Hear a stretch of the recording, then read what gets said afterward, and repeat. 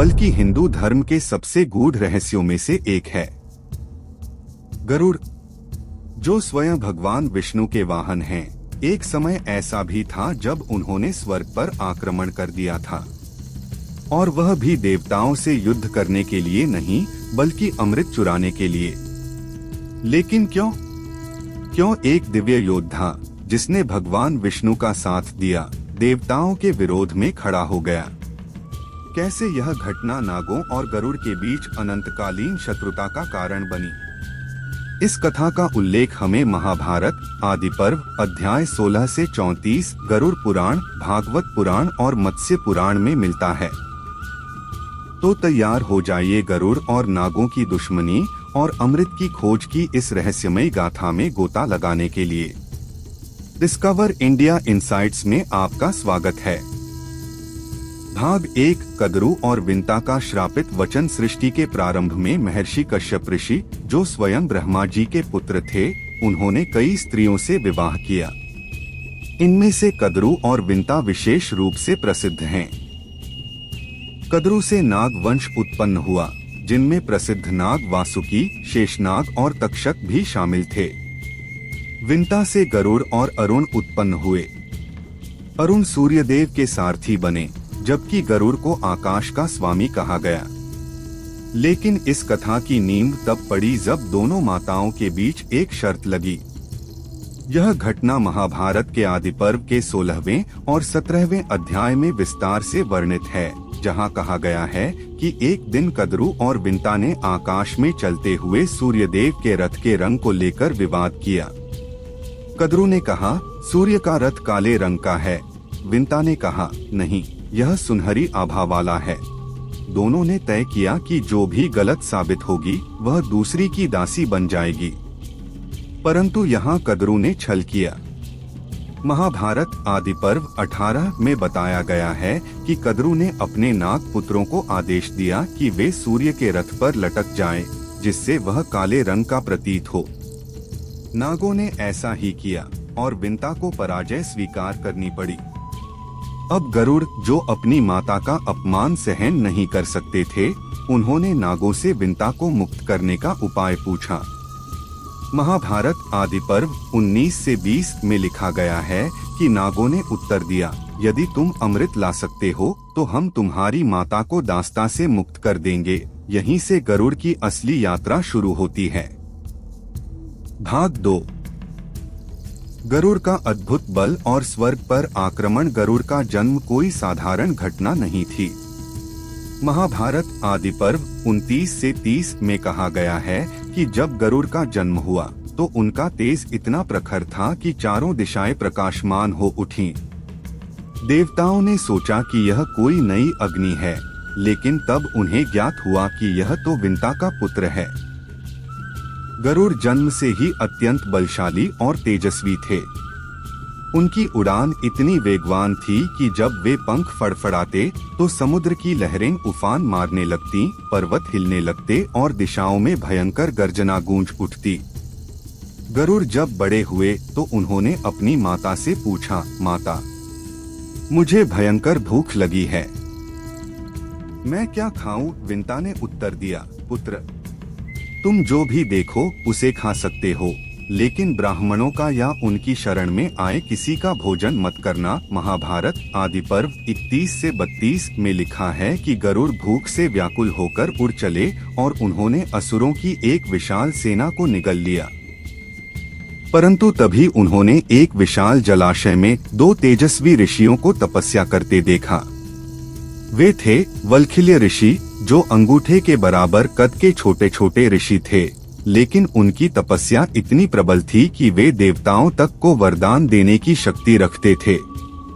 गरुड़ ने जैसे ही उन ऋषियों को देखा, उन्होंने प्रणाम किया और उनकी स्तुति की।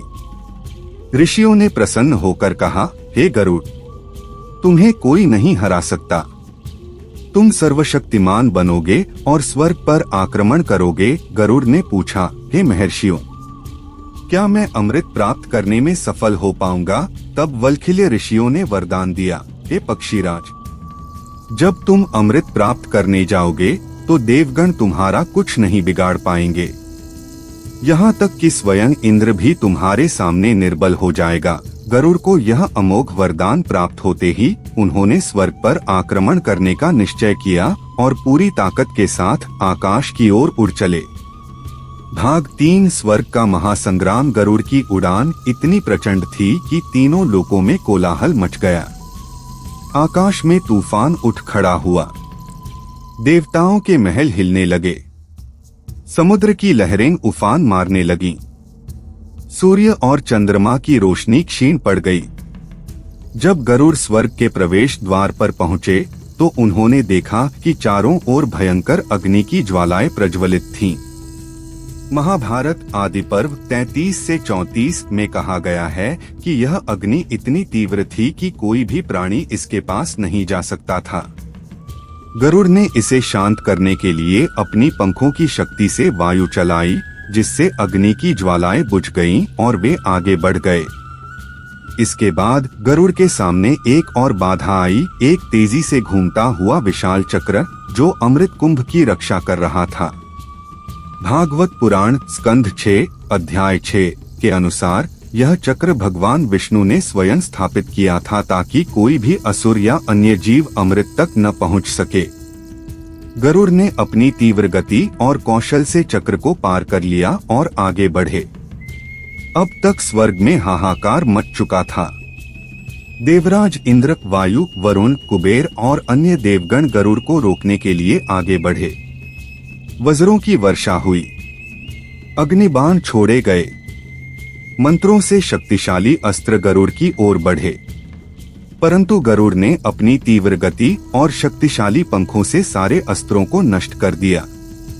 अब स्वयं इंद्र ने वज्र उठाया और गरुड़ की ओर फेंका, परंतु जैसे ही वज्र गरुड़ के शरीर से टकराया, उन्हें मात्र हल्का सा कंपन महसूस हुआ।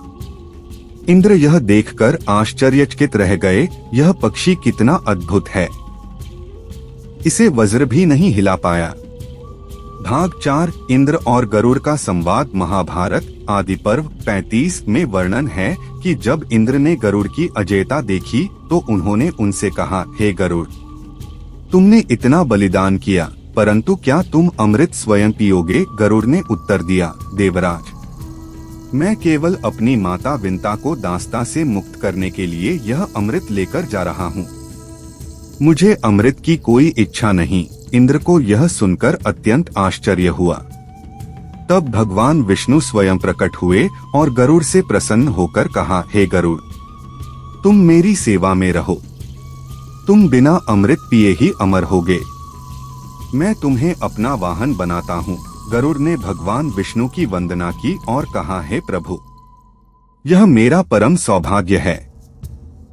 भाग 5 नागों का छल और उनका विनाश। गरुड़ अमृत लेकर नागों के पास पहुँचे और कहा, मैंने तुम्हारी शर्त पूरी कर दी, अब मेरी माता को मुक्त करो। नागों ने तत्काल विंता को दासत्व से मुक्त कर दिया।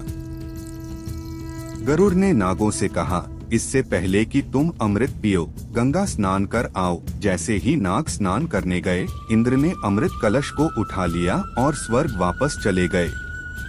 जब नाग लौटे तो उन्होंने देखा कि अमृत नहीं था। उन्होंने कुछ बूंदें जमीन पर गिरती देखीं और अपनी जीभ से उसे चाटने लगे, परंतु महाभारत आदि पर्व 36 में कहा गया है कि अमृत के स्पर्श से उनकी जीभ जल गई और तभी से नागों की जीभ 2 भागों में बंटी होती है।